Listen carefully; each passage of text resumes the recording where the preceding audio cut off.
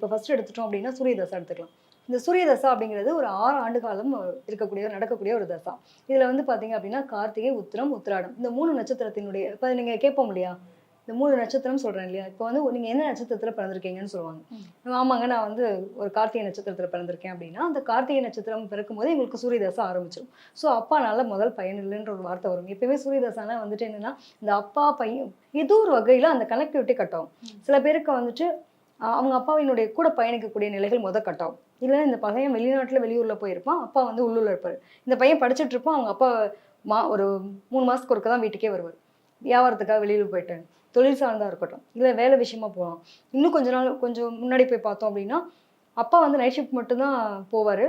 பகலில் ஃபுல்லாக இருப்பார். நாங்கள் பகலாம் ஸ்கூலுக்கு போயிடுவோம். எங்கள் அப்பா பார்க்கும்போது கரெக்டாக நாங்கள் வர டைமுக்கு அப்பா கிளம்பி போயிடுவார். மிஞ்சி போனால் சண்டேஸில் பார்க்குறதே பெரிய விஷயம்.